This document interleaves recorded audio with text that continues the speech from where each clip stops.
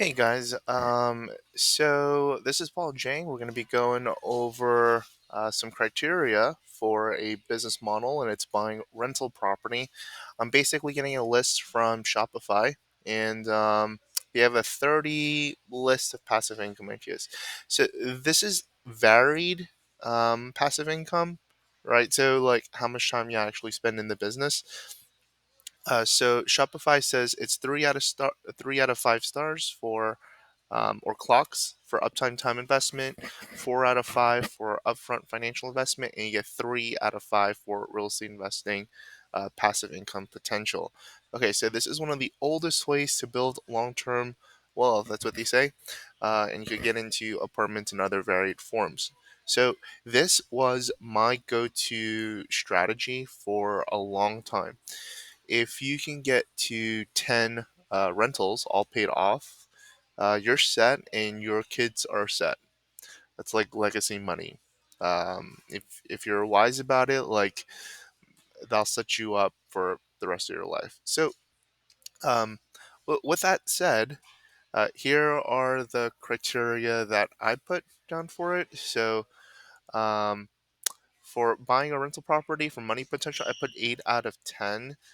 This is actually 9 out of 10. It is up there with land investing. I think rentals are like really good, um, and it takes a lot of time. Actually, this is actually I'm gonna put here too. Um, okay, so here's why I changed the numbers right here. So with the money potential, I think the money is, you get a couple $100 after you make a pretty, like a down payment to a property. You get a couple $100. Get that as a rental. If you do Airbnb, like it could be more, but like to generate real money, I think with real estate is when you start paying things off. Unless you start stacking it, and if you start stacking rentals for the couple hundred, you're like in the business, and this is no longer passive at all. So, the way I see rentals is that you should have synchronous. It works well with a 9 to 5 job. So if you have a 9 to 5 job, your time investment for a rental property, it's pretty minimal. Once a month, you might check up on the property, make sure that it's been paid. You might send someone to do lawn care for it, right? uh, your money investment, it's pretty, I would say, more on the significant side, especially if you're beginning. If you have an FHA loan, um, if it's going to be your first house, like you get it for 3.5 and then move out in a year, and transfer it to a rental. So, or buy some like a duplex, triplex, or a fourplex, and you can rent out the other compartments. So that's called house hacking. It's pretty powerful. It's what I did with my house. My wife did it with her house.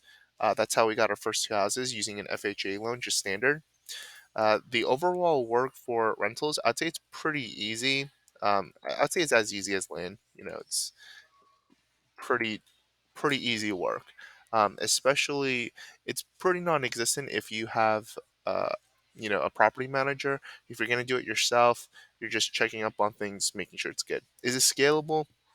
I give it a 7 because you could just pick up a rental just over time, and it could be a slow approach to picking up wealth over time, right? And as things get paid off, as rent prices increase, it has this compounding event. I'd say it takes quite a bit of time, and there is pretty significant capital expenditure over time if you're gonna be picking it up. Is it competitive? I would say kinda. It depends on the market. So I gave it a 5. If you're in a hot market, where everyone's trying to buy up property, the prices are going to increase, and it could be very competitive. That was more recent, maybe a year, 2 years ago. I think it's going down a bit, but it's largely market driven. If it's a sellers or buyers market, location specific, I gave it a 7. Um, I think generally for most real estate investors, they want to stay near the property. But if you have a property manager, like I have rentals in San Antonio, Texas, and right now I'm in Virginia, and I might take a call here or there, and it's doable. But I could see how if I'm overseas, it becomes much more difficult for some of my tenants to reach me.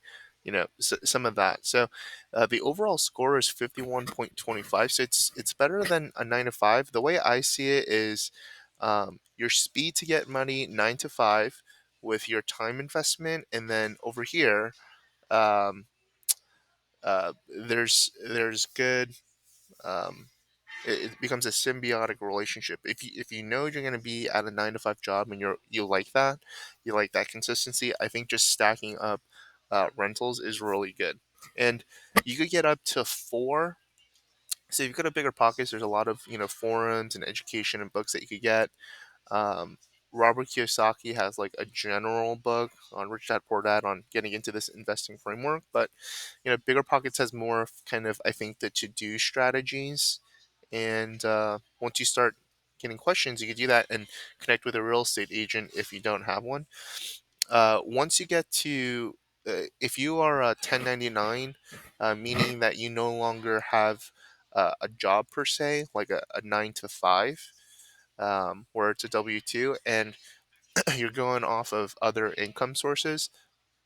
A lot of times, especially like real estate investors that are full time, they're gonna have to find like some kind of hard money lender or a non QM lender. A non QM is basically this: is a type of mortgage loan that allows you to be qualified based on alternative methods instead of the traditional income verification.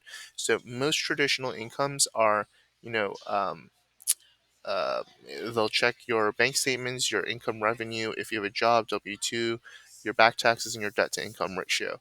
A non QM is a lot more flexible. It's a lot dependent on their specific program and if they're willing to lend on that for it. So generally, I think the interest rates are a little bit higher, but it's a really good way for real estate investors that don't have that W 2 income to pick up property over time. So I think there's two types of real estate investors, at least in the housing market. There's the flippers that use, hard money, and then there's the ones that, are kind of thinking more long term, and they just want to pick up, they have some kind of other revenue source to, make money, and they're thinking of rental income as kind of like forever income, right? Like once it's paid off, like, hey, this is something that will be for my retirement and for my kids. That's kind of how I view it. So that's that. I'm looking at, yeah, I showed you Stratton Equities because they came from a recommended, resource from Bigger Pockets, and their reviews seemed okay. But I'm actually planning to pick up more rentals. For those that don't know, other different real estate strategies like Subject to. Let's say it like this: Subject to. How to buy property with no credit or money. So there's real estate strategies like this, but basically what it is you use the existing financing, but now you're creating, I think, more of a business model. I'm kind of thinking it's just easier just to use a non QM lender and pick up property. Put some money down, pick it up, and just keep it going, and using some other like revenue sources like land investing, or some other different income stream, or if you have a job, and kind of just picking up things for the long haul. So I think there's uh, all three of these have work really well with one another. But let's say you didn't have land investing, you just had the 9 to 5 in rental. I think that's really good. If you have land investing and you've built it up to a point, or some other income stream and you built it up to a point that you're kind of financially free, and you're just now hedging bets, you're diversifying, you're doing all these other things. I think rental properties are, I think, a longer term avenue to make money, and I think it's generally good. So that's that.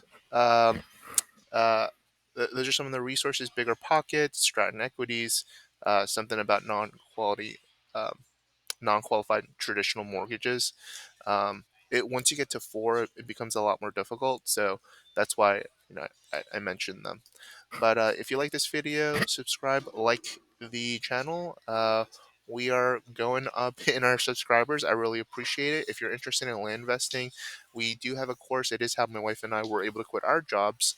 I'm back at school as a 31-year-old, and um, doing stuff there.